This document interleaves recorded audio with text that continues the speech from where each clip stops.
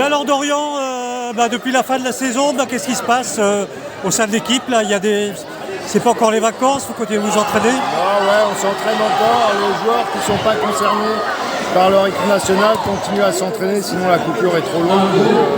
On va s'entraîner jusqu'à fin juin, je pense. Donc, ça dit, vous entraînez avec des joueurs que vous n'aurez peut-être plus là. Enfin, vous n'avez pas encore tous vos joueurs parce qu'il y a forcément il y a encore des recrutements. Mais certains sont là. Ceux qui s'entraînent actuellement seront dans l'équipe la prochaine. Et après les vacances, il y a un programme de préparation prévu? Oui, on va reprendre le 11 août. On convoque tous les joueurs pour faire tous les examens médicaux. Et à partir du 18, on reprend l'entraînement, donc grosse préparation physique, remise à niveau technique, jusqu'au premier match le 21 octobre. Alors, sans rentrer dans le détail, il y a combien de partants et combien d'arrivants? Sans rentrer dans le détail, on va garder, je pense, à peu près 60% de l'effectif. Et sur les 7 titulaires, il y en a au moins 4 qui sont encore là. Donc c'est plutôt pas mal par rapport à ce qu'on peut faire d'habitude dans le championnat de France. Donc c'est plutôt le point positif du recrutement, c'est qu'on va quand même avoir une certaine stabilité, ça c'est intéressant.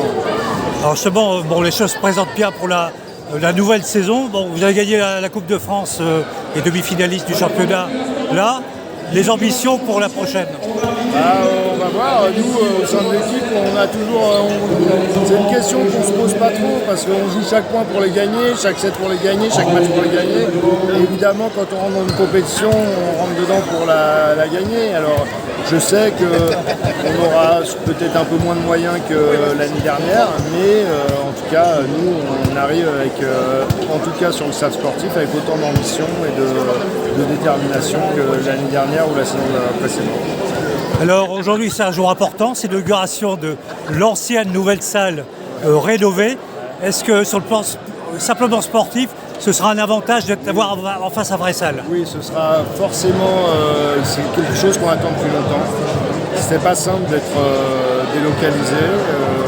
Parce que au-delà de l'aspect, au-delà des matchs où l'expérience spectateur n'était pas dingue parce que les spectateurs étaient loin du terrain, nous au quotidien c'était compliqué aussi parce qu'on était amené de temps en temps et souvent à sortir de la salle, à trouver des salles pour s'entraîner, des salles de collège, ou des fois on allait jusqu'en Belgique pour s'entraîner.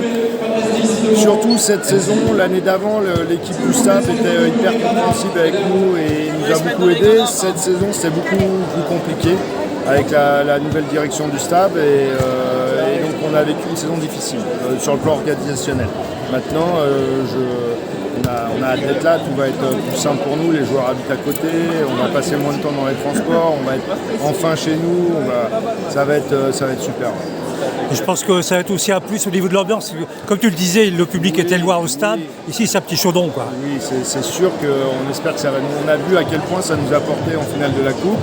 On sait que nos supporters peuvent être hyper précieux. En play-off, on a vu qu'à Poitiers, leur public avait vraiment fait la différence. On espère retrouver cet effet chaudron ici qu'on n'avait pas évidemment au stade. En tout cas, quelle est ta première impression sur l'Ovation?